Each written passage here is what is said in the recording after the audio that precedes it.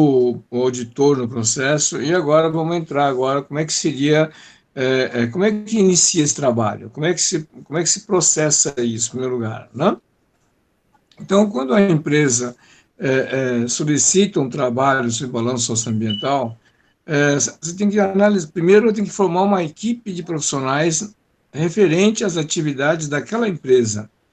Então, se é engenheiro ambiental, se é auditor, se ele é especializado em auditorias, tal, não tem muita questão. Eu tenho que obedecer, primeiro ver como é que está a empresa, o que é o setor da empresa e quais são os profissionais que eu devo ter junto para poder fazer auditoria. Então, se é uma indústria química, eu vou ter que ter um químico, se é uma construtora, eu vou ter que ter um engenheiro, um arquiteto, eu vou ter que contar com esses profissionais antes de fazer qualquer tipo de proposta para a empresa. Então, em primeiro lugar, a empresa interessada? Tá, quais são os profissionais que estão hoje preparados para poder dar suporte para isso? Então, com isso, a gente analisa primeiro o cliente. A maioria deles hoje tem site, internet, então é relativamente fácil. E com isso faz uma avaliação inicial do que está hoje colocado na internet em relação à empresa. Além disso, escutar da empresa por que está querendo fazer o balanço socioambiental, que muitas vezes a pessoa não tem nem noção do que está pedindo e acha bonito e a coisa tem que ter isso como vitrine para colocar uma placa qualquer na empresa dele. Então, ele acha que a questão de responsabilidade socioambiental é similar a uma certificação de uma ISO 9000, por exemplo, que você coloca no quadro, né, todo o documento apresentando que a empresa se mostra em relação a isso, né? E a questão não é bem assim, tá? Então, há uma necessidade com que a empresa apresente, em primeiro lugar, qual a intenção dela no processo.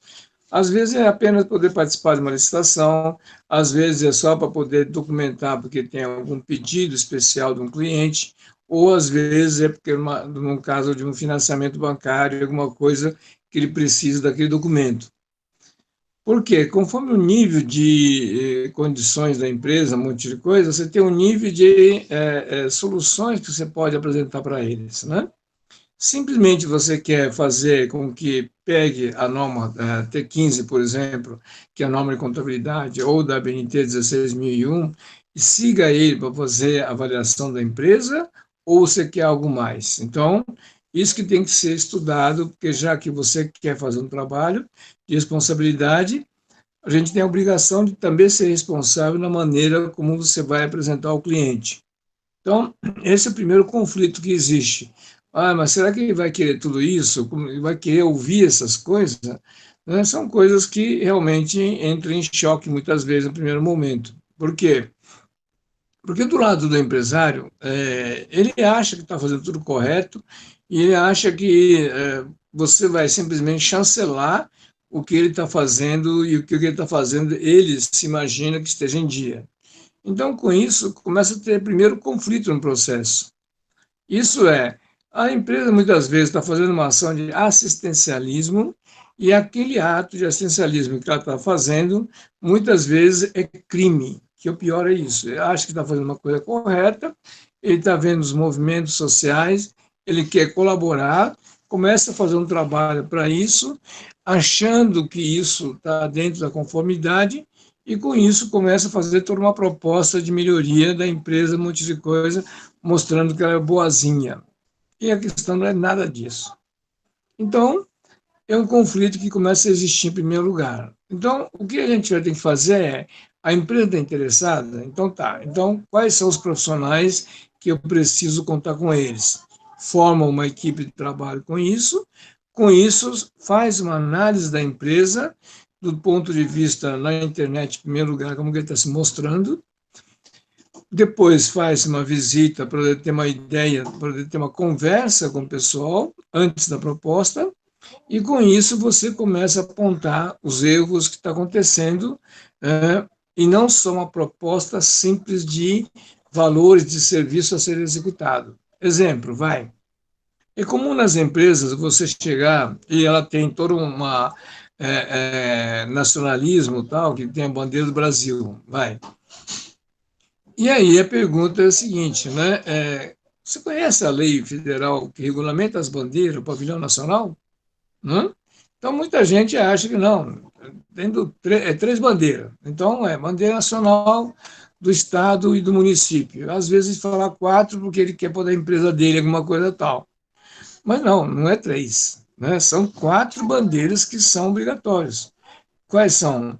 Bandeira nacional, do estado, do município e do Mercosul. Isso é uma legislação federal que tem sobre isso. Então, logo de cara, quando você aponta com a empresa que ele tem um erro gravíssimo do ponto de vista legal no funcionamento dele, ele já leva um choque sobre isso. Então, se vai cumprir ou não, não estamos preocupados com isso, mas no relatório que a gente vai se apresentar, a gente pode mencionar, olha, nós podemos fazer o serviço assim, assim, assim, mas o que nós notamos na visita e na análise do seu site na internet, vimos tais ação que você menciona, e essas ações já estão fora da norma e das legislações vigentes no Brasil. Então, vamos trabalhar a responsabilidade, então terá que cumprir isso. Então, deixar bem claro sobre isso. Se a empresa vai cumprir esse fator ou não, vai colocar as bandeiras ou não, o problema é dela. Mas você mencionou no relatório, no processo. Então, com isso, você tem que ter essa postura no procedimento. Assim como tem que ver como é que ela está fazendo a questão da distribuição dos resultados, né, dos funcionários, para os funcionários ou terceiros deles, já que isso é uma obrigação constitucional da empresa em relação ao trabalhador. Então, a pergunta é: se você faz a distribuição de resultados com seus funcionários? Né? Se fala não, tudo bem, não faz, mas tem que mencionar que isso é uma obrigação constitucional que não está sendo cumprida, então, dentro da implantação desse processo, não precisa ser agora esse exercício, mas vai ser mencionado que está faltando isso e que deverá se preparar para essa finalidade. E para isso tem que fazer o valor adicionado, que existe uma norma de contabilidade para isso. Então, a gente tem um papel de obrigação de apontar o que está acontecendo com a empresa, quais são as falhas que estão ocorrendo e como é que nós podemos e devemos mencionar para que essa situação seja amenizada no processo. Então, na hora de apresentar a proposta de trabalho, já tem que ter essa preocupação de que a coisa não é simplesmente uma proposta comercial e eu quero tanto para prestar tal serviço. Né? Então, a pessoa se sente diferenciada nesse processo. E quando você quer aprofundar um pouco mais no processo, tem que ver qual o segmento que essa empresa representa, o que está acontecendo na cadeia de produção dessa empresa, como é que está o negócio dele no mundo, qual é a modernização, o que está acontecendo com isso. Isso é, se a empresa não tiver economicamente viável, se ela não tiver tecnicamente preparada para que possa fazer essas adaptações e ser competitivo no mercado, não adianta a empresa querer dar uma de bonitinho simplesmente porque ela está fazendo uma ação social, está fazendo um balanço socioambiental e com isso essa empresa tem todo um mérito, uma coisa parecida. Ela vai falir, não adianta nada. Então, são ações que são extremamente complicadas no processo. E nesse segmento, aí a força do grupo, eu tenho que ter algum economista, alguma pessoa que trabalha com gestão, administração, e saiba avaliar o que está acontecendo com a empresa, o que está acontecendo com o mercado dele, qual é o nível de tecnologia que ele está adotando, e qual é a possibilidade da sobrevivência dele, ou como ele pode melhorar o processo. Então, o auditor de responsabilidade, ele tem que ter esse algo a mais, que não é simplesmente aquilo que falei no início, de você estar com uma prancheta, fazer um xizinho como ISO 9000, 14000, coisa parecida. Ela está trabalhando com qualidade total, ótimo, mas só que qualidade total do produto que ele está produzindo já está com o mercado esgotado, que não tem mais possibilidade disso. Então, vai ficar fazendo um produto de qualidade perfeita por um produto que não vai atingir o mercado, porque o mercado já morreu. Então, com isso, há uma necessidade de ter uma conversa com os proprietários, com os diretores da empresa, essa questão. Então, o papel do auditor ele é extremamente diferente de uma pessoa convencional, de uma auditoria convencional. daí a exigência de ser treinado para essa finalidade. E não só isso, qual é a postura dessa empresa com a comunidade?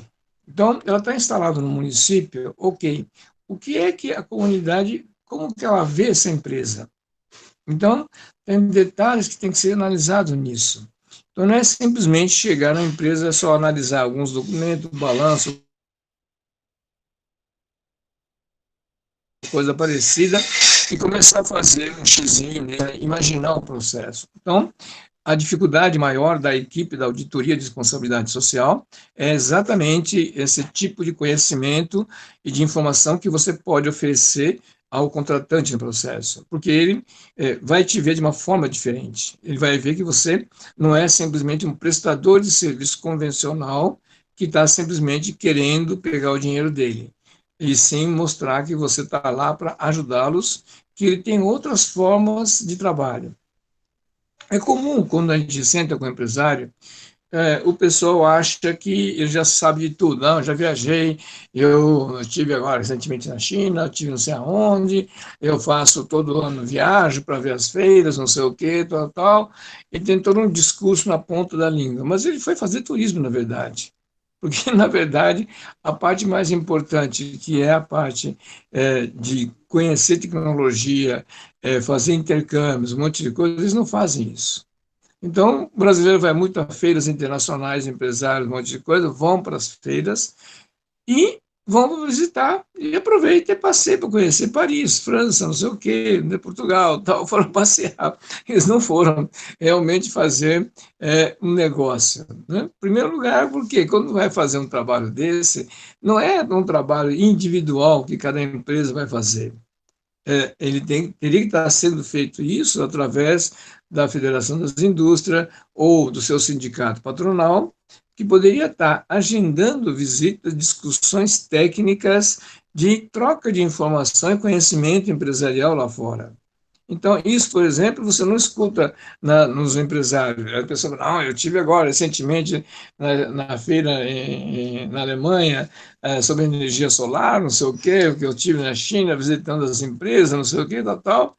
Mas, assim, ele foi, né? Não foi feito um trabalho para que isso possa trazer, né, benefício ao Brasil no processo, não só a empresa dele. Então, essas distorções que existem normalmente no pessoal. Então, quando você questiona isso, a primeira questão que ele tem é que você está falando mal da empresa, ele interpreta desse jeito no primeiro momento. Então, tem que explicar para ele que não estamos interpretando mal. Nós queremos que você ganhe, né, mais dinheiro para que você seja, né, uma empresa saudável no processo e que seja responsável social e ambientalmente. Não adianta nada você querer se mostrar que é bonzinho e no fim a tua empresa vai falir. Então, como é que está a sua estrutura, né, corporativa? Como é que você montou, né, a empresa se por acaso você amanhã falecer na empresa, quem vai tocar essa empresa, o negócio, né? Então, são uma série de perguntas que a gente tem que ter isso discutido entre a equipe antes de fazer a proposta e antes de começar a discutir com o empresário. Então, essa é a grande dificuldade maior, onde aquela equipe de pessoas, de vários profissionais, tem que sentar e estudar isso.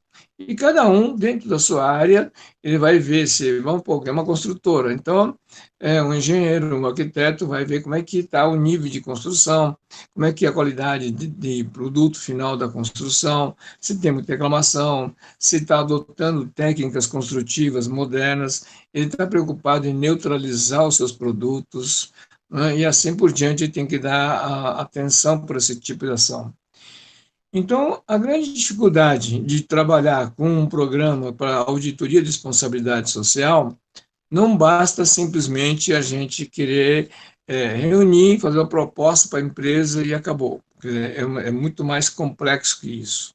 Então, esse é um detalhe que os auditores têm que ter em mente, que não está simplesmente querendo oferecer um serviço simples de tentar enquadrar a empresa dentro de uma norma só.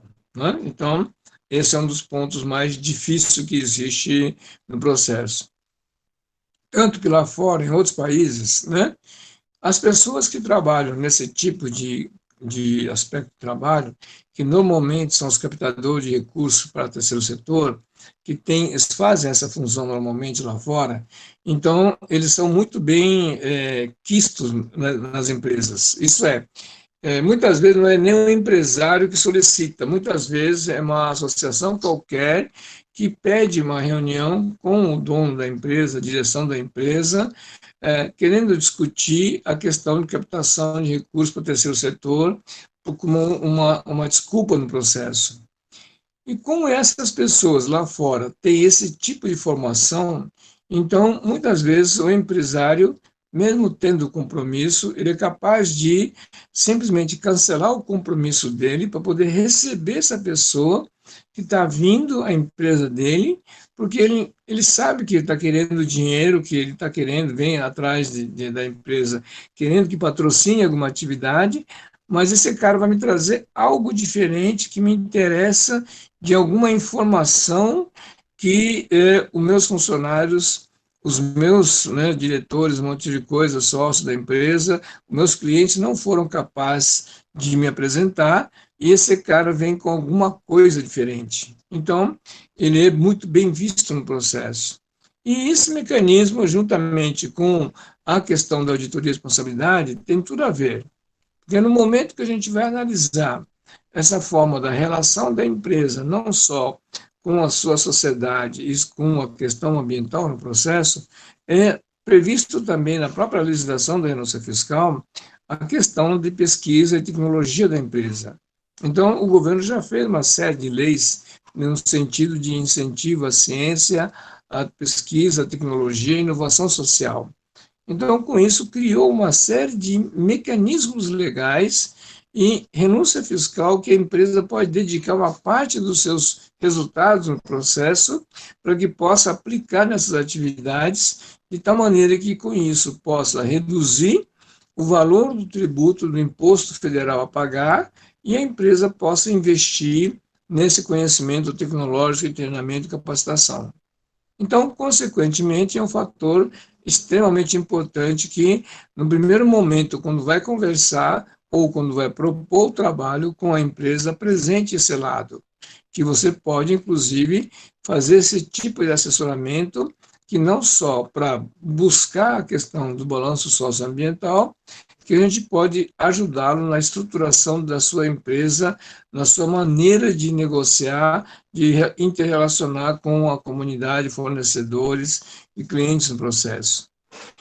Então, quando você mostra esse lado do trabalho, a conversa que você vai ter com o proprietário, o diretor, o dono da empresa, ele muda completamente o prisma do negócio.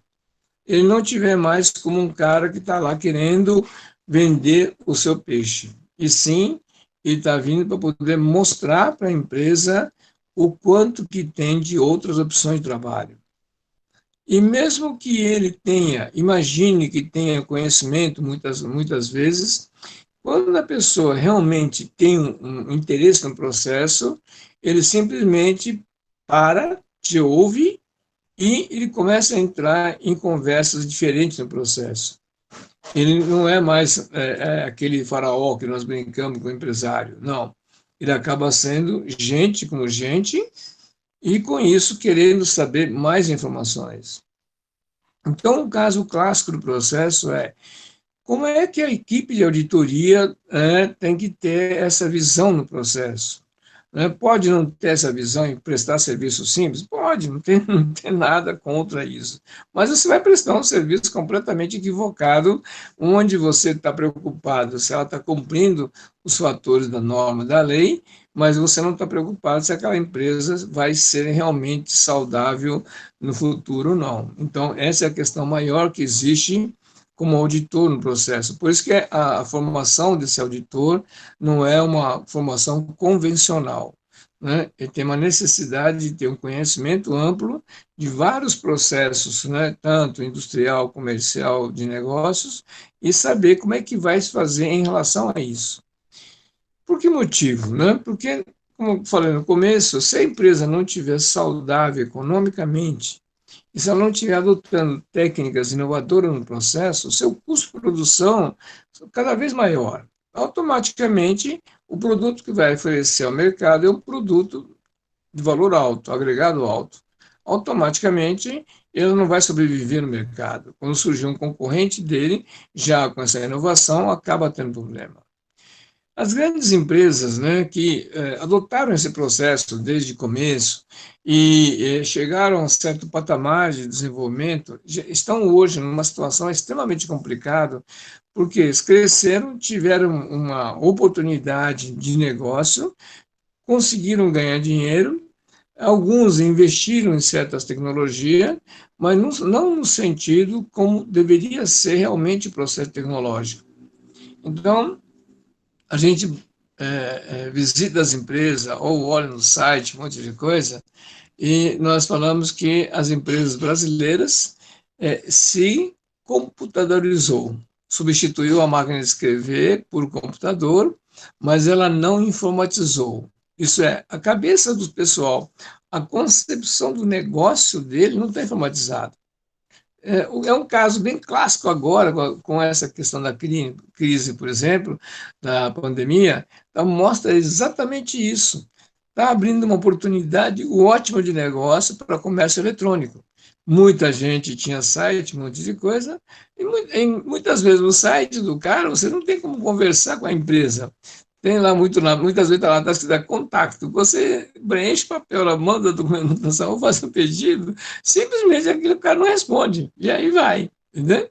Então, ele está extremamente, né, informatizado, não, ele está computadorizado, mas a cabeça da empresa, da organização e dos seus dirigentes, ela não está informatizada. Automaticamente, com isso, não consegue responder essas demandas.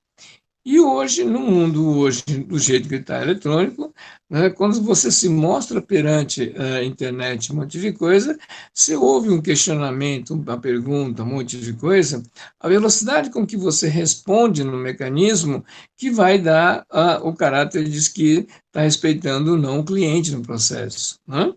Então, isso é uma questão relativamente simples no processo, mas ela parece, é uma solução simples, mas depende do conceito que a empresa criou em relação a isso. Então, quando nós vamos trabalhar sobre auditoria, nós temos que ter esse cuidado de observar, né, como é o segmento dele, como é que o setor está passando hoje, é, não se sensibilizar com choradeiras, porque o empresário adora chorar, certo? Mas ele nunca gosta que seja apontado as cacas dele, né? E muitas vezes a solução que ele adotou não tem nada que ver. Né? Ele simplesmente veio de uma forma tradicional e com isso ele foi ganhando dinheiro e ele nunca se preocupou em modernizar e melhorar o processo. Só quando tem uma concorrência muito brava ou então uma situação que nem agora de crise, por exemplo, e aí começa a ter um problema sério. Né? Um caso clássico que está acontecendo agora, por exemplo, isso nas organizações, nas associações, quando nós falamos para as associações que ela tem que criar fundos no processo, isso é uma exigência da norma de contabilidade, né?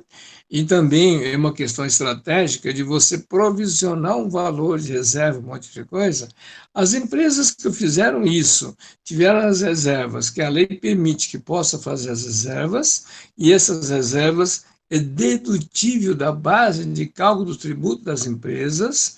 Então, o governo está permitindo que você tenha isso com segurança, mas muita gente faz isso contabilmente, mas não faz o provisionamento real do processo, e quando acontece uma crise, que nem agora, aí não tem mais dinheiro para nada. Então, é um caso clássico agora, que está mostrando, através dessa crise, quem fez reservas, quem não tem isso na contabilidade, e quem realmente fez, independente da contabilidade ou não. Então, são fatores que hoje as empresas estão passando por uma dificuldade muito grande por falta desse tipo de estruturação dela. Então, isso é uma falha de estruturação, na verdade, porque a própria norma de contabilidade, né, a própria maneira do imposto de renda está dizendo que depreciações, né, provisionamentos de multa de ação trabalhistas, né, 13º, férias proporcional, um monte de coisa, é dedutível da base de cálculo do imposto. Já te deu esse caminho no processo, né? Por que você não fez isso durante o tempo todo? Hã? Qual o motivo? Né? Então, muitas vezes a desculpa é, você sabe, né, não deu, né, não sei o quê, tal, tal. É mentira. Isso é simplesmente desculpa de aleijado, nós falamos. Assim como a empresa tem que fazer com que haja provisionamento para manutenção, troca de equipamento, modernização, assim como, né, está dizendo o quê? Treinamento e capacitação dos funcionários também faz parte do processo. Então, é comum muitas vezes a empresa fazer com que haja algum treinamento por uma exigência de uma força de lei, mas não como hábito empresarial para que ela tenha uma solução melhor, para resultado melhor para elas. Nem para isso eles não fazem. Então, muitas vezes. Não, Takati, pergunta? nesse Tá. caso aqui, Tainá, nesse caso você está falando de uma questão Uhum. contábil, né? Alguma coisa no sentido de Sim, tributária, que teria que ter, teria que orientar o contador, uhum. enfim. Aí teria que ter uma pessoa com essa capacitação técnica, esse olhar, essa competência de avaliação, de análise dentro dessa Sim. equipe de O auditoria, contador. para Isso, o orientar contador essa da, parte. da, da equipe tem que ter essa visão crítica do processo, tá? Não? Tá, Porque muitas vezes ele também não tem ele entra na onda das pessoas que isso é legal, é permitido, tal, tal, e ela não sabe que isso muitas vezes é uma traquinagem, né, uma elisão fiscal que está sendo feito, e não só isso, ela está comprometendo toda a empresa no processo, tudo bem? Então, isso é uhum, um fator que tem que ser alertado, né? De que não está sendo feito isso, vocês vão ter dificuldade no processo, então não adianta nada o cara querer dizer que ele é bonzinho, né? Muitas vezes o valor, né, orçamentariamente ou monetariamente, muitas vezes a empresa não consegue provisionar o valor, tá? Isso é assim, é um fato já, tá? Bom, não consegue fazer nesse mês, nesse trimestre, o que for, mas tem que ter isso como dado básico de meta com que no próximo ele consiga ter pelo menos uma parte disso, né, guardado para que evite eventuais processos, problema na produção dele.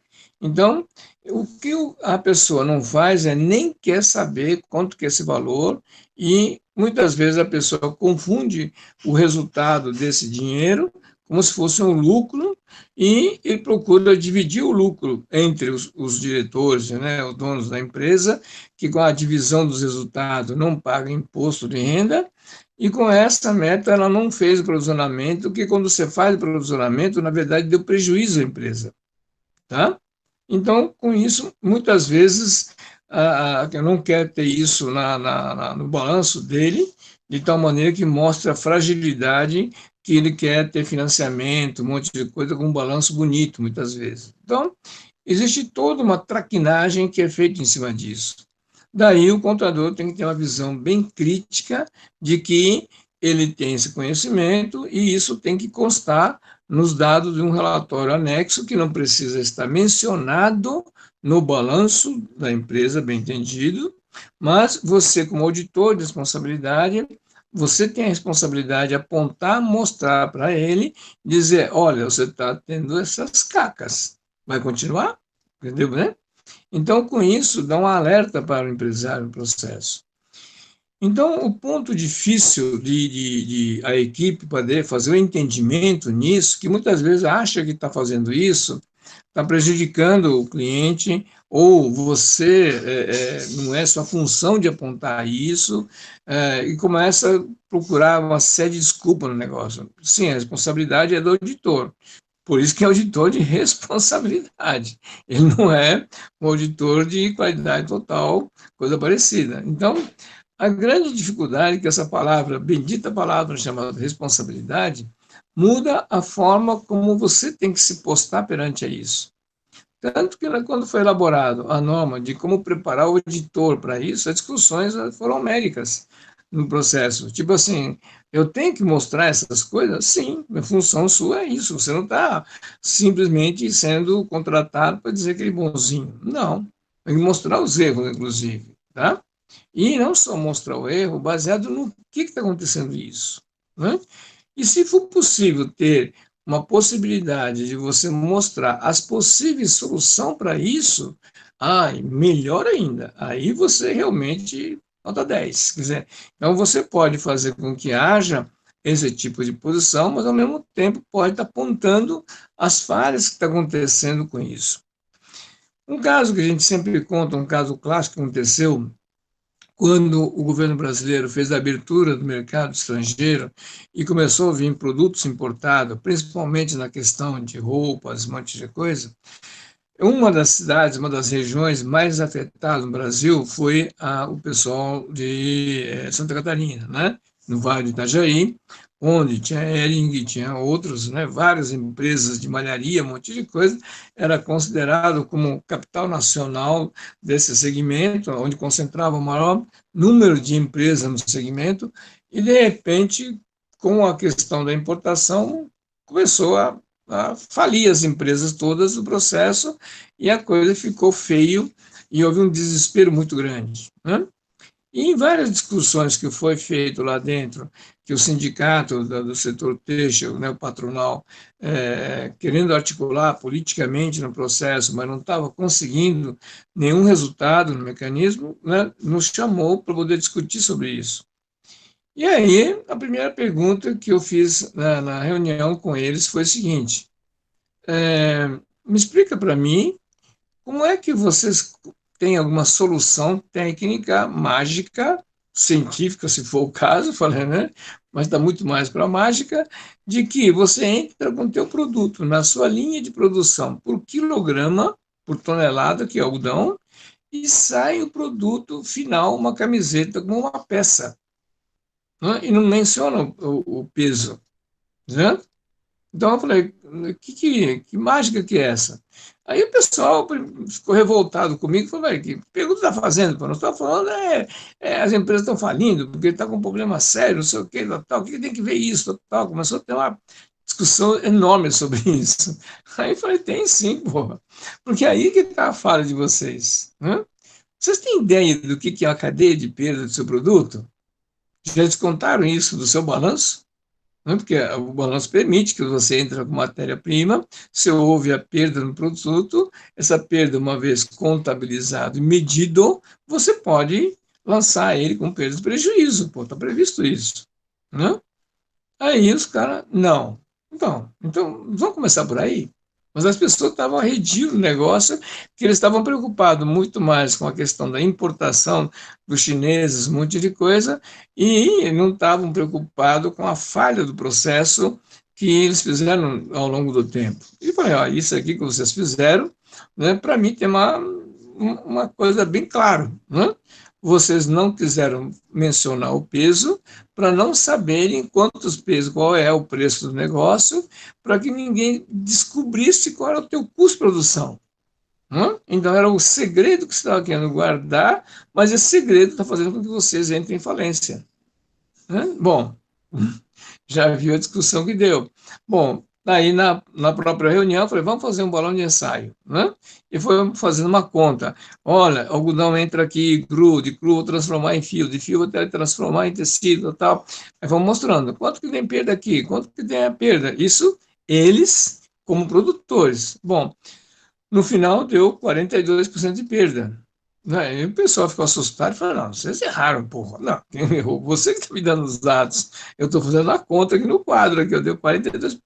Isso é, vocês deixaram, né, de deduzir 42% sobre o tributo que vocês pagaram por esse tempo todo, porque vocês não tiveram como lançar isso com prejuízo. Aí a turma levou um susto, falando, como é que é o negócio? Eu falei, porra. Bom, aí deu um tumulto desgraçado. Aí a reunião ficou para a próxima semana para discutir o trabalho, né, um monte de coisa. Aí na próxima semana, uma das empresas chegou na reunião e falou assim, ó, Takashi, você me dá um tempinho aqui? Eu falei, pode. Então, ele falou assim, ó, depois que você me falou, eu fiz isso em casa, fomos na empresa, passamos uma semana levantando e a tua conta estava errada. Ah, é? Falei, como é que é o negócio? Falei, a tua conta apontou 42% e nós vimos que na nossa empresa foi 47% de perda. Isso é, isso não foi contabilizado desde o início da fabricação. Essa é uma traquinagem que os caras fizeram no passado para ninguém saber quanto que é o custo do algodão por quilo no mercado, na matéria-prima, e quanto que é camiseta pronta, para que a comunidade, o povo, o consumidor, não tivesse essa informação, como se fosse o segredo deles, que era o ganho desse pessoal, e com isso eles acomodaram e não tecnificaram o parque industrial deles. E aí caiu a ficha. Só que aí, quando foi ver outros países, além de contabilizar isso, eles atacaram exatamente na perda, isso é, tecnificaram, modernizaram os equipamentos para não causar as perdas no processo. E com isso as empresas mudaram completamente. Tanto que as empresas que hoje sobrevivem lá já têm essa visão do processo, já sai hoje as peças por quilo, né, além da informação por peça, ela tem um quilograma definido, porque é um ponto estratégico deles no processo. Uma das maiores empresas que estava no meio, na brincadeira, e falou assim, olha, eu fiz a conta, pelo tempo da nossa existência e pela tonelagem de produto que nós, né, produzimos, e pelo valor do imposto agregado que pagamos a mais, por a gente não ter adotado isso, chegamos à conclusão que nós poderíamos ter mais 4 fábricas zero bala se nós tivéssemos feito essa avaliação. Isso foi a confissão do empresário quando chegou à conclusão disso. Falou, então, agora vamos conversar? Né? Então, com isso, ela muda completamente o conceito disso. Tanto que hoje, por exemplo, grande parte do Parque Fabril, lá na região do Vale do Itajaí, continua sendo o setor de malharia, mudou todo o contexto do processo e as grandes empresas praticamente já não têm mais aqueles grandes galpões com grandes infraestruturas, né, com mão de obra escrava, coisa parecida. Mudou completamente a forma de trabalhar. Então, isso, por exemplo, é o que nós chamamos de novos modelos de gestão. Então, se você quer fazer com que haja responsabilidade, com que a empresa esteja com seus resultados econômicos, né, coerentes no processo, eu preciso que ela veja qual o nível de tecnificação, o que ela está investindo nesse processo, para que ela possa sobreviver, essa empresa, perante essas concorrências que o mundo inteiro está fazendo isso. Então, se nós ficarmos simplesmente querendo fazer uma auditoria simples, né, de qualidade da empresa, um monte de coisa, e se você não tem essa parte da responsabilidade, então automaticamente essa empresa vai falir em um curto espaço de tempo. Então, não adiantou nada ela ser responsável, né? Um caso interessante agora, que é interessante no ponto de vista de estudo que vai acontecer agora, com essa questão da crise que nós estamos passando agora, então tem muitas empresas desesperadas, né? Estão tendo que mudar todos os seus conceitos, suas linhas de produção, suas atitudes, e bem como no processo da sobrevivência deles, grande parte das empresas vão falir, porque não é por causa da crise, e sim porque ela não teve a sua estruturação responsável. O empresário não tinha visão empresarial como deveria ter na sua responsabilidade. E a Constituição é bem clara, né? Qual é o dever, a obrigação social de uma empresa perante a sua comunidade? Se ela não tiver essa visão nessa responsabilidade, ela não é simplesmente uma empresa e simplesmente ela está usando mão de obra escravo da comunidade, ou ela está fazendo um trabalho que haja uma interação com seus funcionários e a comunidade. Então, com isso, quando você lê a legislação da renúncia fiscal, quando ela fala que 1,5% do lucro operacional é para educação e pesquisa, então, dá treinamento, capacitação, educá-los, e pesquisa para desenvolver tecnologias alternativas, assim como 2% é para beneficiar o trabalhador da empresa doadora, seus dependentes e a comunidade onde atuarem. Então, você vê que toda a legislação que foi feita em 95, visando a preocupação da questão daquilo que eu falei para vocês, da Organização Mundial do Comércio, criando novas metodologias e obrigações trabalhistas, um monte de coisa, já sabendo disso, então o Imposto de Renda Brasileira já se adaptou a essa necessidade do processo. Mas esse entendimento, infelizmente, o setor empresarial não entendeu. Não só não entendeu, achou que aquilo é uma doação simplesmente, então, tipo assim, é doação, daí depois a gente se vira, quando a gente tiver dinheiro, a gente doa, tal, e ele não vê que isso é estrategicamente para ele, é extremamente importante para a sobrevida da própria empresa no processo. Então, nós que vamos fazer uma auditoria numa empresa, nós temos que ter essa visão, essa forma de olhar as coisas antes de começar a fazer o trabalho simplesmente de pesquisa ou de levantamento de dados dentro da empresa. Se o empresário quer isso ou não isso, tudo bem? Tá. Agora, Takashi, sim, pode falar.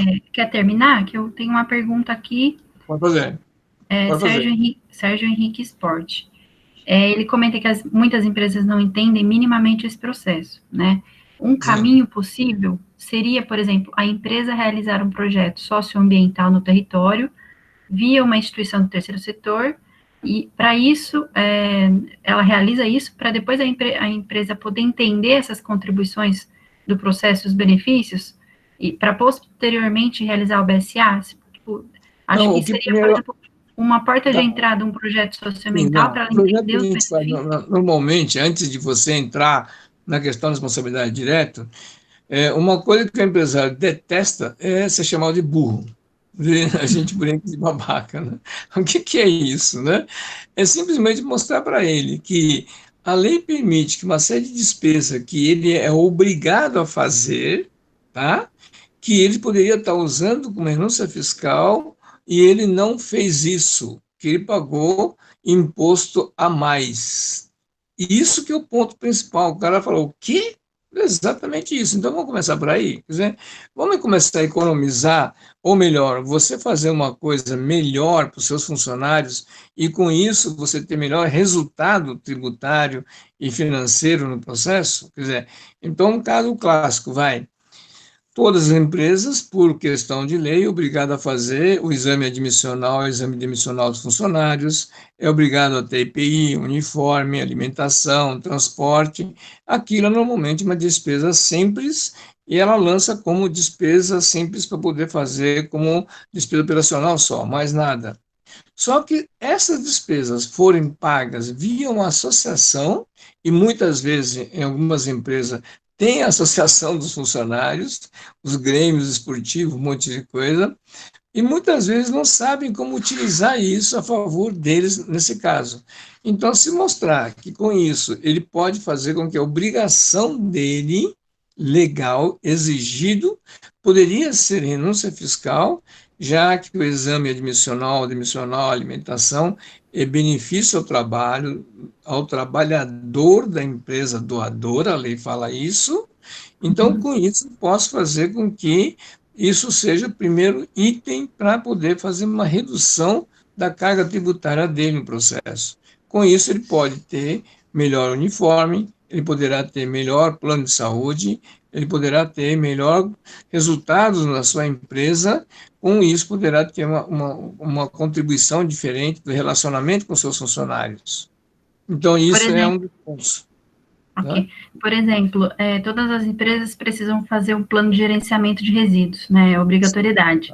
Seria um caso também, fazer via uma associação, para ele entender quais são os benefícios, essa questão do imposto, para depois ele pensar num BSA, numa coisa mais Exatamente. abrangente. Exatamente. Então, tipo assim, ele vai ter que ter licenças ambientais, tem que fazer relatório de impacto, não sei o que lá, tal. Para ele é só o custo, não é isso? Se esse pagamento fosse feito via uma associação ambiental, então ele cai aqui nos 2%, que ela falou o quê? O 2% para beneficiar o trabalhador da empresa doadora, seus dependentes e a comunidade onde atuarem. Então, é exatamente isso. Então, com isso, todos os investimentos, né, de benefícios para poder fazer neutralização ambiental, mitigação dos passivos ambientais, compra de equipamento, um monte de coisa, poderia estar sendo gerenciado uma associação ambiental. Automaticamente, com isso, ele já muda completamente o conceito dele. Como é que é o negócio? Quer dizer, eu posso deduzir isso novamente do imposto? Sim, é exatamente isso. Só que grande parte das empresas de engenharia, de assessorias ambientais, montaram empresa limitada, automaticamente não tem esse benefício, é só despesa só, né? Então, daí a instrumentação do terceiro setor, dentro da responsabilidade socioambiental, é um fator primordial de decisão sobre isso. A empresa pode montar uma associação para ela? Até pode, mas o ideal é que ela não precisa se preocupar com isso. Na sua comunidade tem um monte de associações ambientais, sociais, de educação, saúde, um monte de coisa. Então, bastava que ela tivesse chamado esse grupo para ela no processo. Então, com isso, você não estaria sendo patrocinado simplesmente por uma empresa, estaria fazendo ganha-ganha no mecanismo. Tá, ok. Então, a Tem uma visão que a pergunta gente que eu já tem... queria puxar Vamos aqui, lá, olha. da Associação Cooper 310, né? A gente falando de deduzir, né, esse valor, somente a empresa consegue deduzir a que está tributada no lucro real, né? Por enquanto, sim, Por ainda, enquanto, sim. apesar da legislação federal estar aberta no processo, a regulamentação do imposto para as empresas no presumido ainda não saiu, tá? Então, nós estamos aguardando. É que deu essa questão da pandemia, era para sair esse ano agora, até março no processo, e acabou protelando o negócio, né? Agora, vai ter novidades agora com o pacote que o governo vai soltar agora, tá? Para Tá. poder Mas aí, fazer as essa... outras, Ah, pode falar. as outras empresas que não estão no lucro real, elas ainda conseguem fazer essa doação, né? Sim, Do sim, 2%, do 1,5%. Elas só não sim, conseguem retornar os 34% para elas, é sim. isso? No benefício tributário, né? Que não tem um documento que é o formulário de gestão normativa que a Receita não fez ainda para poder fazer esse uso, tá? Mas ela consegue fazer uma doação normal. Sim, sim, Conseguiria. normal, Só tá? não consegue É, abater, ok. não consegue abater. Isso que está sendo agora, a qualquer momento deve sair a instrução, pelo menos, tá? Né? Então, nós estamos aguardando isso. Agora, tem outra questão, tá? Principalmente pequenas e médias empresas, tendo uma associação para trabalhar com essa questão ambiental, às vezes não precisa nem se preocupar com essa questão da renúncia fiscal das empresas. Não, porque é o seguinte, a lei é bem claro que tem um decreto federal chamado o quê? Conversão das multas ambientais. Isso se você tem uma empresa de grande porte na sua região, na sua cidade, que está causando os impactos ambientais, um monte de coisa, ela pode doar um dinheiro para uma associação para que faça mitigação disso em outras empresas no processo. Então, com isso, o governo criou esse gatilho já previsto na legislação, de tal maneira que o legislador local, a promotoria do meio ambiente, ou, né, a Justiça do Meio Ambiente pode destinar com que a empresa pague isso para uma associação, para que com isso ela possa fazer esses benefícios de neutralizar esse passivo ambiental.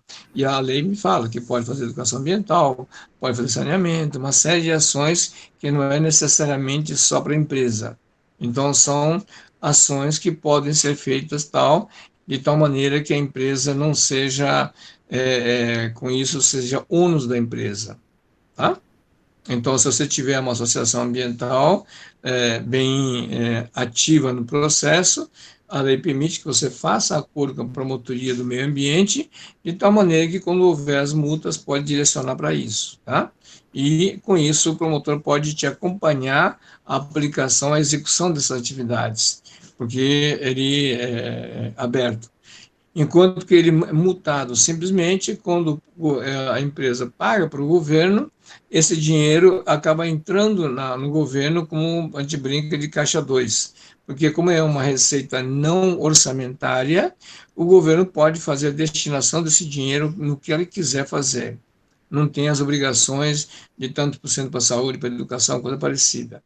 Então, com isso que foi criado esse decreto, de tal maneira que o promotor pode direcionar essa aplicação para mitigar ou neutralizar algum passivo ambiental para que possa melhorar a qualidade de vida local e ele possa também acompanhar esse procedimento. Então, com isso, foi feito esse tipo de opção também em trabalho, que pouca gente conhece, infelizmente. Tá? Tá. Então, bom, tem mais pergunta? Temos. Hoje o negócio tá movimentado. Da Associação Cooper 3R. E se a organização realizar seu BSA, mas não for auditada? E aí tem uma continuação, tá? Daí você responde tudo junto. Comprova sua responsabilidade social ambiental apenas fazendo o seu BSA? Tem que cumprir todos os itens? Takashi, você poderia falar quais são os 4 itens da NBCT 15, que é a norma que temos que seguir para fazer o BSA? Tá, então é assim, o balanço socioambiental, como ele é um instrumento voluntariado no processo, ela não tem ninguém que precise auditar. Na verdade, quando saiu o decreto federal 7746 de 2012, sustentabilidade, ela está dizendo que precisa de um atestado para participar das licitações. Agora, se uma empresa não faz parte da cadeia de licitações, ninguém está falando que ele é obrigado, né? Ele é obrigado, sim, se quiser ter benefícios para financiamento, outras atividades. Agora, no caso de algumas associações ou algum segmento, ele é extremamente importante, principalmente no caso de uma associação que trabalha com reciclagem, porque tem os créditos ambientais que poderia estar sendo comercializado separadamente sobre aquela atividade, e se não faz o balanço socioambiental, você não tem ideia desse crédito no processo. Por quê? Quando eu estou tirando plástico, papel, ferro, o que for, do lixão, vamos supor, e está beneficiando para a industrialização no processo, você ajudou o meio ambiente para que isso não degradasse mais o meio ambiente. Então, com isso, apesar de você não estar fazendo o beneficiamento completo da cadeia do processo, você contribuiu com que fosse destinado para um destino adequado para reaproveitamento daquele material. Então, você sim tem créditos ambientais. Para isso, precisa ver qual é o seu passivo ambiental e qual é o crédito, só através do balanço que vai demonstrar isso, e esse crédito, que é excedente ambiental que você tem, você pode vender para as empresas que queiram participar de licitações ou que são obrigatórias através da lei do Plano Nacional de Mudança Climática, de tal maneira que elas possam entrar nas licitações no processo. Então, ela é importante por causa dessa situação, não por uma força de lei, coisa parecida. É questão mais mercadológica no processo. Agora, algumas empresas são obrigatórias, conforme a lei do Plano Nacional de Mudança Climática, que estabeleceu os percentuais de quanto que cada segmento tem que mostrar no processo. Então, aí é um outro processo legal exigido pela legislação, tá? Que é o caso das construtoras, transportadoras, né, indústria de transformação, o pessoal da... Takashi, não estamos te ouvindo.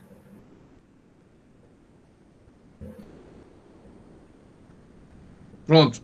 Tá. Isso. Então, nós temos que observar que existe essa diferenciação entre o que você teve de crédito ao coletar esse material e quanto que você teve de passivo ambiental para coletar isso. Então, eu posso vender o saldo no processo. Então, por isso tem que ter o balanço socioambiental, principalmente para quem trabalha com reciclagem, coleta seletiva, um monte de coisa, é um senhor de um fator que o pessoal não está fazendo isso para ter um ganho adicional nesse mecanismo, tá? Então, daí é a nossa recomendação. Tá? Acho que se a gente for pensar nesse mesmo sentido, né, Takashi, quando você fala de crédito de carbono, as pessoas que, sei lá, fazem programas de reflorestamento, quem tem uma área que Sim. está reflorestando, né, que acaba sendo um Sim, crédito. Quando você precisa sim, contabilizar, né, acho que é essa a questão, você precisa sim. contabilizar o que você está fazendo, você precisa do Ó, BSA.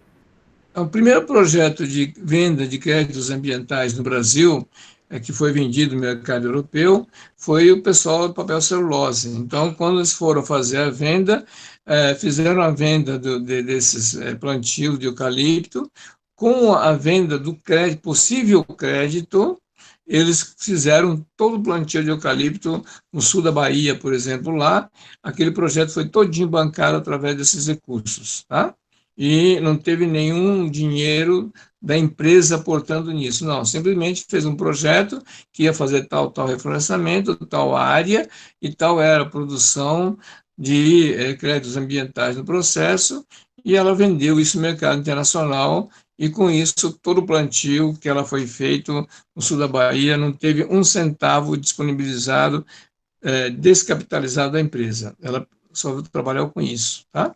O setor de papel e celulose é um dos segmentos no Brasil que mais utiliza isso, tá? Tanto que hoje, se não me engano, são duas empresas só que não estão arroladas nesse mecanismo. Todas as demais empresas, pequeno e médio porte, do papel, do setor de papel e celulose, estão trabalhando com esses créditos ambientais, tá? É um fator que é pouco informado no Brasil, mas isso já acontece direto, tá? Tá? Alguns segmentos, infelizmente, não, tá? Ok. Maurício perguntou qual que é esse decreto da conversão de multas ambientais. É Eu o, posso passar a cabeça, não sei agora. então, procurei aqui, é o de 2019, é isso? Não, 9760? não, não, tem antes. 2019? Não, bem antes disso. Tem um decreto federal que regulamenta isso. Eu posso passar depois, tá? Ah, ok. Tá. Tem uma pergunta aqui também, é do Rumo Novo Consultoria Empresarial. Quais são os principais conhecimentos do auditor de responsabilidade social? Quais os conhecimentos que ele precisa ter, né, para essa primeira avaliação da empresa?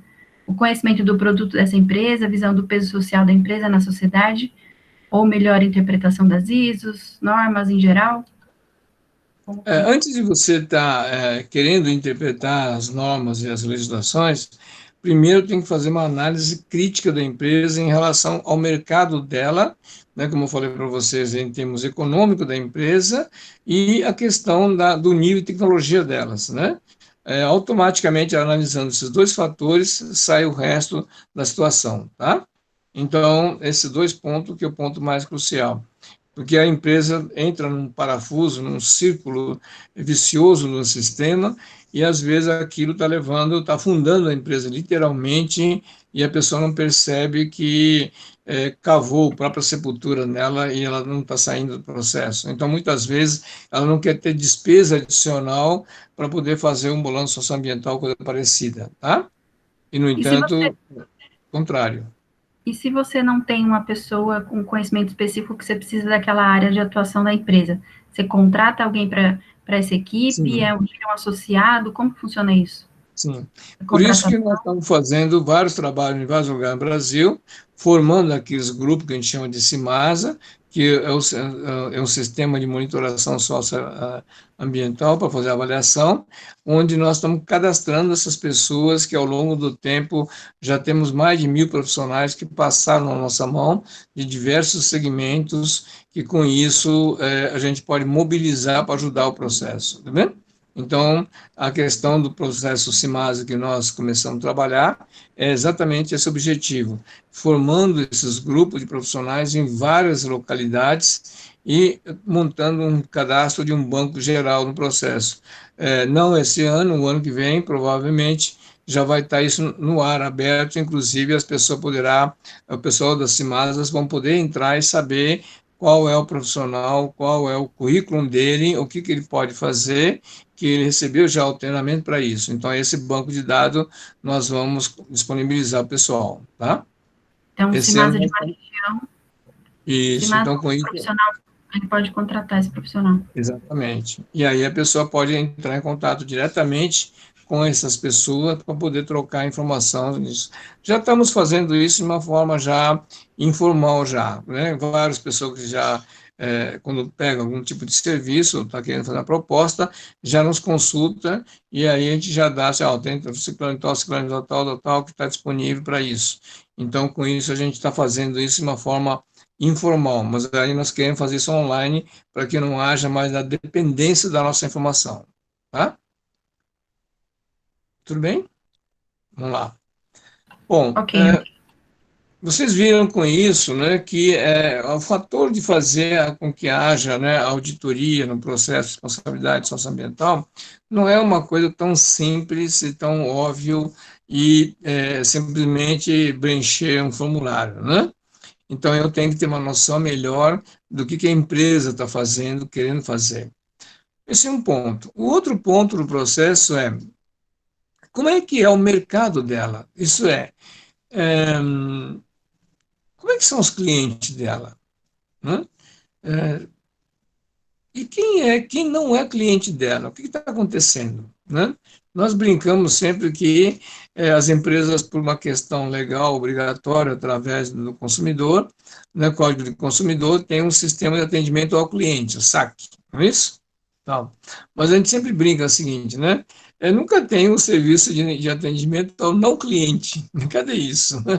Aliás, a empresa não está interessada no não cliente ou está interessado só no cliente? É uma pergunta meio idiota, mas é a pura verdade, né? Quem é cliente já é cliente, ele poderá não ser mais cliente. Mas o problema maior da empresa é por que os outros não são meus clientes? Então, esse é o ponto mais importante a ser respondido. Muitas vezes, né, a empresa não tem nem como responder isso, né? Ele tem lá o seu um público-alvo de cliente e gasta uma nota preta em marketing e propaganda, imaginando que através de propaganda, com isso, possa arrematar vários compradores do produto dele, para sejam clientes do processo. Não, isso é um processo selvagem, que eu chamo, né? Não é por aí. A empresa, se não mostrar o que ela está realmente fazendo assim na sua comunidade, o que ela está fazendo na sociedade, então muitas vezes as pessoas não querem comprar o produto dela, né? Não está interessado tanto no preço do produto ou só na qualidade do produto, né? Eu posso, sim, ajudar uma empresa que está nascendo agora, ou uma empresa que está no mercado, mas está preocupado com o seu mercado, no processo, para que, com isso, ele possa criar novos clientes no mecanismo. Então, a parte de marketing e propaganda, por exemplo, eu sempre falo com o pessoal de propaganda que eles não sabem trabalhar isso, eles sabem trabalhar, divulgar a empresa, produto, qualidade, preço, não sei o que, né? Mas ela não faz essa abordagem do lado do não cliente no processo e como é que isso tem que ser conquistado. Isso você olha no site da internet de várias empresas, sobre o produto dele, tem um monte de informação, lindo, um monte de coisa tal. Aí, quando você vai na sustentabilidade ou na página de responsabilidade, é simplesmente uma benemerência que ele está fazendo, mais nada. Ele não está sendo responsável, ela não mostra o que é a responsabilidade da empresa. E isso, na hora que a gente inclusive dá treinamento para as empresas de marketing e propaganda, que uma foto errada, uma maneira de escrever um texto errado, né? É uma abordagem, uma linguagem errada no processo, pode levar, né, à interpretação completamente equivocada da responsabilidade e passa a ser apenas um merchandising no processo. Então, isso, por exemplo, cabe às empresas que trabalham com a área de propaganda e marketing para que ela tenha esse conhecimento de tal maneira que saiba utilizar isso de uma forma correta e responsável para mostrar a imagem da responsabilidade da empresa. Você está comprando um produto não só pelo produto, você sabe que aquele produto é bem feito, tem qualidade e tal, mas o que interessa a qualidade do produto tem que estar normatizado e ela tem uma norma para isso. Então, se é um refrigerante, se é uma salsicha, se é um arroz, está tudo normatizado, tem que atender esses pré-requisitos de qualidade. Então, por que eu vou preocupar com isso, né? E sim, eu posso escolher a compra de um produto em função da postura da empresa em relação ao seu mercado. Então, nisso, por exemplo, o departamento de marketing e propaganda, o pessoal que trabalha com esse segmento, é a ponta do processo para poder mostrar esse lado. E raramente acontece isso. Né? Nas empresas, normalmente, a questão socioambiental é cuidado de uma forma mais assim, amadorística do processo, mostra só o lado assistencial do mecanismo e não mostra esse lado legal desse mecanismo. Então, isso, por exemplo, é um fator onde falha muito. Agora, por exemplo, você está vendo a questão da crise, as empresas fazendo doações, um monte de coisa, e você vê que é simplesmente uma doação simples do processo. O governo teve que fazer uma proposta de uma lei para alterar a doação, que não foi aprovada pelo Congresso, muito bem, tá? Por não aprovar, porque estaria anarquizando o sistema democrático brasileiro, e isso, por exemplo, é um fator de responsabilidade brutal no mecanismo. Então, se a empresa está dedicando ou dando cesta básica, um monte de coisa no processo, a questão não é só isso. Né? Não adianta nada a empresa dar cesta básica, um monte de coisa, ser bonitinho perante o mercado, um monte de coisa, e ele não distribuiu o seu resultado com seus funcionários, nem com seus prestadores de serviço, se ele não cumpre as questões legais trabalhistas, um monte de coisa, então não adianta nada. Quer dizer, você maquiou através de uma benemerência, né, um fator de responsabilidade. E a norma é bem clara: benemerência e assistencialismo não é responsabilidade. Então, antes de fazer isso, eu preciso que seja responsável do processo. Então, isso, por exemplo, agora, nessa questão da crise na área da pandemia, está tendo uma discussão violenta com isso. Eu tenho diariamente quase que discussões sobre isso em vários lugares no Brasil, que a turma não entende o que é o que no processo. Né? Querem doar, quero doar, total. Sim, pode doar, ninguém está falando que é proibido doar, tá bem? Só que o que acontece? Não é porque eu sou o supermercado, vou doar 100 cesta básica, eu dou para quem quiser. Não, espera lá, pô. Existe um negócio chamado o quê? Conselho Municipal de Assistência Social. E lá existe as bases, que são os CRAS, para isso, e lá está cadastrado quem tem direito de receber isso. E, por exemplo, se não está nisso, não dá. Quer ver um fator agora, por exemplo, extremamente interessante, que vai acabar aparecendo nos anais de estatística, um monte de coisa? Quantas pessoas não estão podendo receber aquele bendito R$ 600 de ajuda mensal no processo, porque eles não estão com seu CPF em dia? Você viu as filas que estão acontecendo no Brasil inteiro. Pessoas que nem existiam, na verdade, estão tirando o CPF, e não só isso, as pessoas que não cumpriram com a obrigação constitucional do cidadão brasileiro, que é ter votado na última eleição um monte de coisa, e acabou sendo cancelado, né, seus CPFs, título de eleitor, um monte de coisa, e automaticamente não tem direito. Então, com isso, mostra assim um perfil das questões nisso. Então, eu vou beneficiar essas pessoas que ficaram marginalizadas no processo o tempo todo, ou vou ajudar aqueles que estão em dia no processo? Então, com isso, a responsabilidade não é simplesmente eu querer dar a cesta básica. Não, a cesta básica é necessário dar, ótimo, meus parabéns. Mas eu preciso saber como que vou fazer essa operação dentro da legislação e dentro de um processo no qual tem arcabouço de legalidade no mecanismo do processo. E isso, por exemplo, você não tá ouvindo esse tipo de situação com o pessoal que hoje está trabalhando nessa questão de campanhas no processo. Então, a grande dificuldade nossa é não só o auditor tem que ter um olhar diferente no processo, tem certos momentos que tem que ser crítico e tem que ser meio duro no mecanismo, porque nós estamos obedecendo às legislações, às normas no processo. Eu acho que o mínimo que tem que fazer é respeitar essas normas e as legislações pertinentes a essa atividade. Por isso que chama responsabilidade e não de assistencialismo. Então, a grande diferença é isso.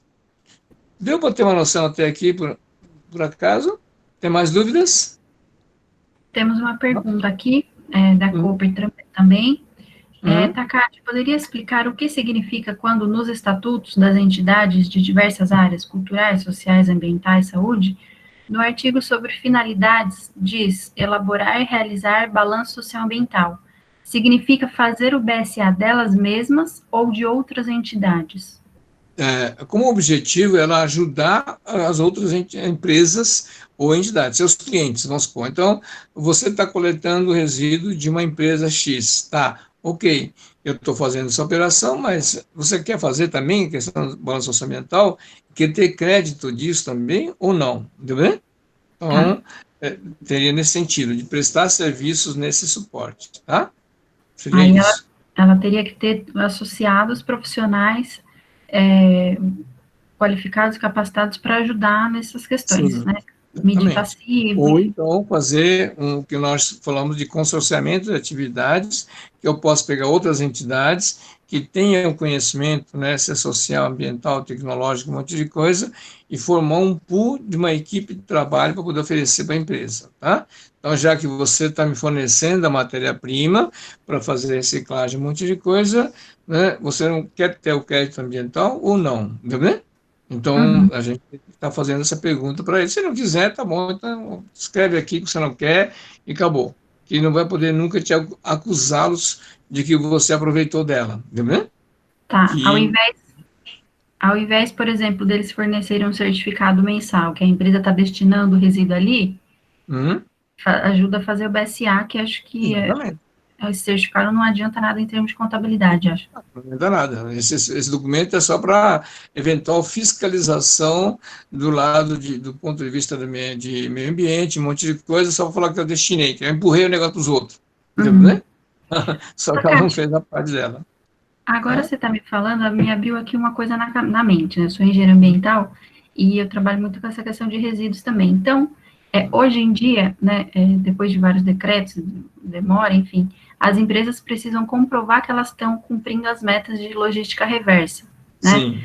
Não seria, o BSA não seria uma dessas formas da gente mensurar esse crédito, né? Mas é Entraria como um isso, crédito. sim. Então, Por isso que o teoricamente, balanço socioambiental daquela empresa, para saber se, às vezes, a pessoa me coloca que o resíduo total é o grande estorvo, né, o grande vilão do processo, destinou, acho que resolveu. O passivo ambiental do cara, um monte de outras coisas que às vezes não tem nem noção, tá vendo? Que é o uhum, caso que eu sempre cito, o passivo do trabalhador, dos funcionários dele, né, da energia que ele gastou, da água que ele consumiu, né? Então, com isso, ele não fez os outros cálculos no processo. E para ele, do ponto de vista resíduo, o lixo que é o problema. Então, ele não tem noção do que é realmente o passivo socioambiental, ele não conhece. Se não fizer o balanço, não dá para ter uma noção. O que a gente chama de inventários ambientais, né? E, normalmente, as empresas não fazem o inventário ambiental. Então, como que eu vou fazer o balanço sem ter isso, né? Ela não tem noção. Porque as empresas fiscalizadoras, ela faz a fiscalização do resíduo por causa da lei da logística do resíduo, só por isso, não faz nada, entendeu? Mas não faz sim, em relação ao funcionamento daquela empresa, daquela organização, tá? Então, esse ok. aqui é o ponto que a gente sempre preconiza, né? Veja qual é o inventário ambiental passivo dele para fazer o inventário, para saber onde atacar muitas vezes, entendeu? Tá. Sim. Bom, essa questão que é a continuação da questão do auditor, como mostrei para vocês, tem todo um lado complicado de conhecimento que a pessoa tem que ter, e não só as pessoas que vão compor aquela equipe de auditoria que tem que ter, assim como se atualizar, né, em que soluções que existem hoje. Porque muita gente, vamos pegar um caso clássico que está acontecendo hoje, assim, uma corrida que está acontecendo, vai energia solar. Então, a energia solar, não sei o quê, papá. Bom, uma placa de energia solar antigamente estava na base de 7 a 5 mil reais, de repente a placa passou para R$ 1.000, R$ 900, uma placa fotovoltaica. Né? Como? Porque simplesmente o governo tirou o imposto de importação. Tá. Só que é o seguinte, olha o que aconteceu. O governo tirou a taxa de importação do material de placa solar. Então, você montou uma empresa limitada que você vai fazer o serviço de instalação de placa fotovoltaica, você importou, ou você importou através de uma empresa, ela não pagou tributo. Mas no momento que essa importadora passou para você, na empresa instaladora, você pagou tributo. E quando você passar isso para o seu cliente, você pagou tributo. Então, o que foi tirado de benefício tributário na fonte, que o governo federal fez isso, o final do processo, o usuário, o processo do final do mecanismo, não teve nenhuma vantagem, porque pagou o tributo do efeito cascata dos outros. E isso, se fosse feito via uma associação ambiental, então ela teria toda a imunidade, tanto na compra como na venda desse produto no processo. Então, com isso, teria uma condição melhor. E não só isso, quando a empresa final que for comprar esse material, por ela estar comprando via uma associação no processo, ela poderá deduzir isso da base de cálculo do imposto daquela empresa que está compradora no processo. Então, para ela também vai ter mais uma vantagem que vai recuperar uma parte dos investimentos realizados. Um outro fator que está acontecendo hoje, né, que foi uma grande discussão que teve no passado com o pessoal dos supermercados no Brasil. A Associação Brasil Supermercado, querendo fazer a implantação de energia solar total e gostando do acordo que foi feito via governo total, e quis fazer um trabalho para todo supermercado no Brasil ter isso. Tá. Só que o primeiro obstáculo, nenhuma estrutura metálica da cobertura dos supermercados brasileiros foi preparada para receber essa carga para poder instalar o equipamento. Aí morreu, automaticamente morreu. Por quê? Se ela instalar isso, por exemplo, no estacionamento, que era outra opção da instalação, ela poderia instalar isso dentro do estacionamento, no supermercado, no shopping, um monte de coisa, mas ao fazer isso, vai ter incidência de IPTU no estacionamento. Então, o que economizou de energia pagou no IPTU adicional, não teve nenhum ganho no processo.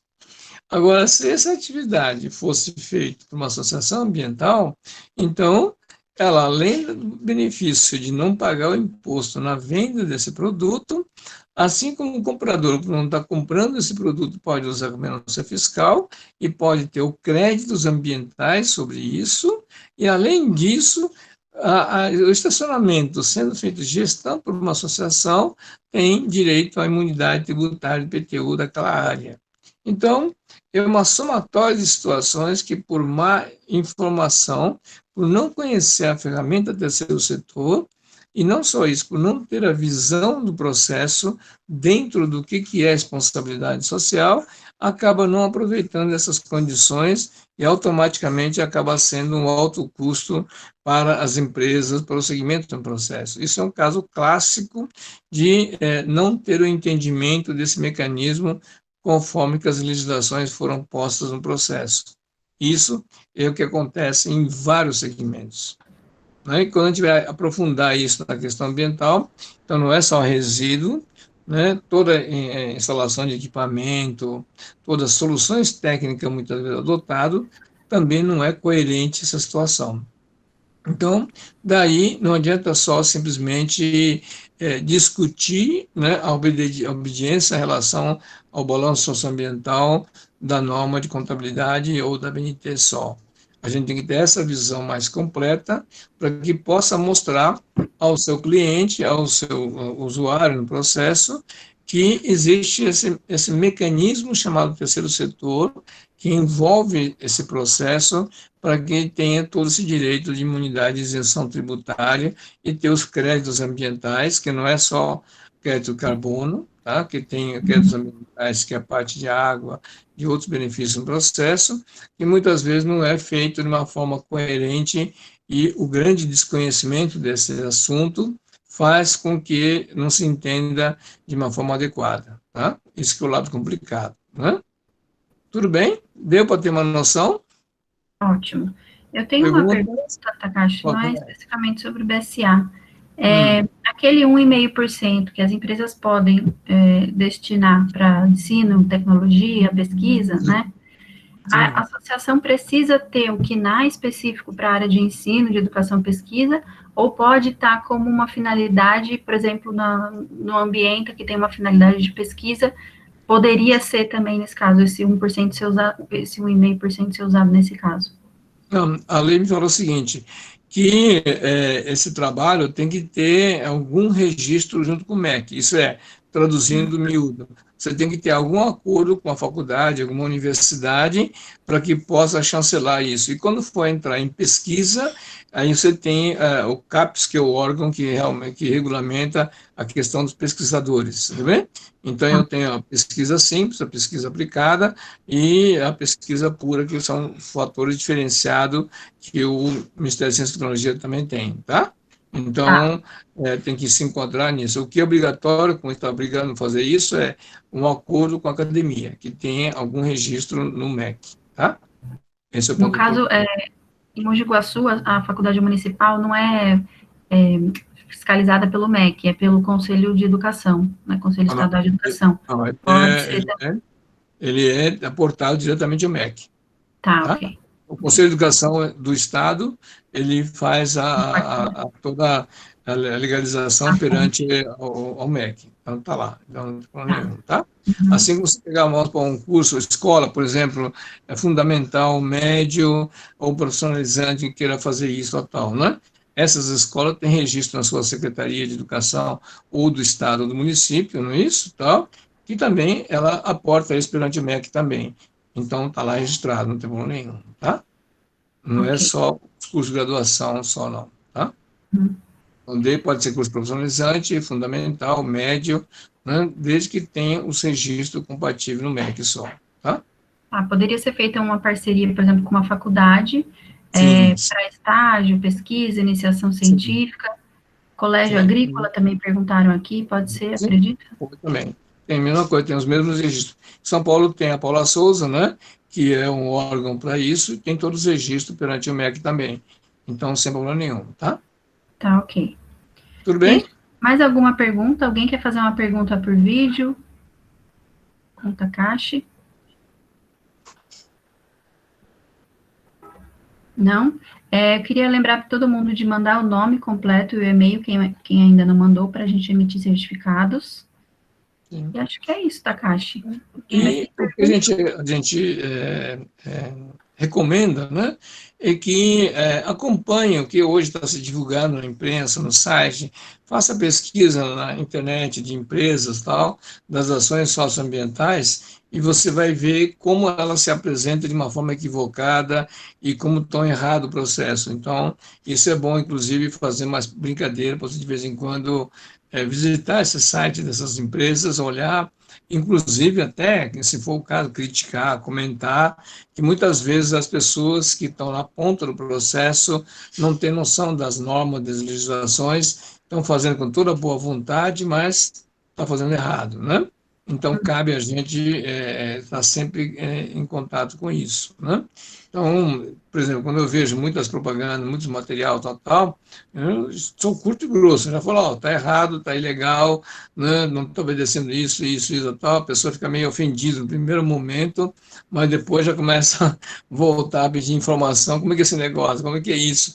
E quando você cita as leis, as normas, o que tem que ser feito, então a pessoa se sente mais segura e acaba voltando a conversar com você, né? Alguns simplesmente ignoram o assunto, né? Mas a gente tem que fazer esse tipo de jornada, infelizmente, porque uma que nem todos têm esse conhecimento realmente, e outra que isso não é estudado na academia, então nem terceiro setor, nem o que é responsabilidade. Então, a mídia não dá muita atenção para isso, né? Então, com isso, a gente tem que bombardear o pessoal da mídia, um monte de coisa, para mostrar que muitas vezes o que estão fazendo, né, de propaganda na televisão, um monte de coisa, está completamente equivocado, né? Então, Sim. vários canais de televisão, por exemplo, que apresentam ações sociais e ambientais, nós temos questionado muito sobre isso, né? Porque muitas vezes aquela organização que, do ponto de vista jornalístico, está fazendo uma matéria muito interessante, muito bom, mas quando você vai fazer a análise legal daquela organização, está totalmente ilegal, né? e as ações que estão sendo feitas também são ilegais. Então, não era para estar merecendo, né, esse enfoque jornalístico que é dado muitas vezes naquela matéria. Então, às vezes, eu tenho que interferir. Então, E cada propaga um... informação errada, né, Takashi? Sim, né? Isso é uma obrigação nossa de mostrar isso, porque não é que a gente está querendo criticá-los no processo, é que a pessoa está fazendo sem conhecimento, não tem a noção dessas legislações, e muitas vezes a pessoa acha ruim, tipo, como que é? Existe norma para isso? Existe lei para isso? Assim, senhora. Então você começa a citar Constituição Federal, total, um monte de coisa, o pessoal, né, acaba caindo na gargalhada, né? Tipo assim, poxa, que mundo é esse? Vocês não aprenderam isso na escola, né? Então, nós temos feito seminários, palestras no setor de imprensa, marketing, um monte de coisa, para aprender a trabalhar com isso, tá? Não tem outro jeito se a gente não colaborar com esse pessoal, né? O que a gente pede é quem está interessado, quem está acompanhando, né? Também tem esse dever responsável de cada um de nós para não simplesmente ver, aceitar aquilo e acabou, né? Não precisa ser nenhum ecochato, não precisa ser nenhum, né, cri-cri, mas assim, dar umas alfinetadas de vez em quando faz parte, é obrigação nossa, tá? Acho Então, que... da minha parte, muito obrigado. O que precisar e vamos na Obrigada, quinta-feira, Takashi. né? Acho que é por isso que a gente está também criando essa rede para a gente, né, Isso. conhecer Sim. pessoas, né, enfim. Gente, eu Certo. queria agradecer todo mundo. Tem mais algumas outras perguntas aqui. Vamos ver. Papel e celulose estão na frente quanto aos créditos ambientais, quanto aos outros setores mais atrasados com relação a isso?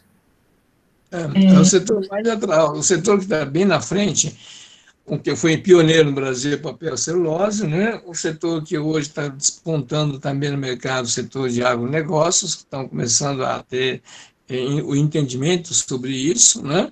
O setor de mineração, né, principalmente na área de metalurgia, está começando agora a ser apertado pelos órgãos fiscalizadores, estão começando a trabalhar também de uma forma bem pesada, né?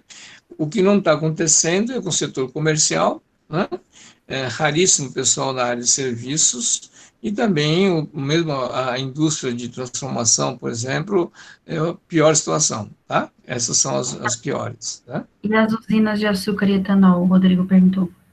Sim, também tá. Eles têm vários trabalhos no setor, eles não têm a plenitude do aproveitamento do processo, porque porque a própria cana hoje, por não botar fogo, um monte de coisa, ele tem um crédito ambiental bom no processo, mas como eles não estão fazendo o balanço socioambiental dentro do conjunto da produção da matéria-prima, álcool ou açúcar, o que for, então a gente fica num ponto de interrogação, porque a gente sabe que tem esses créditos, mas não tem como demonstrá-lo, porque eles não estão fazendo o balanço conforme a norma. Eles estão fazendo só os modelos GRI, modelo estrangeiro, total, para se mostrar que é bonzinho, mas na prática, do ponto de vista legal brasileiro da norma, não está obedecendo ainda, infelizmente. Tá? Ok. Tudo bem? Pessoal, Bom, obrigada a todo mundo. A né, gente para manda os vocês, resumos por e-mail. Takashi, obrigada. Se tá cuida bom? aí. Tô, até quinta, então. Até Tá? quinta-feira, pessoal. Beleza. Tá bom, obrigado. Tchau.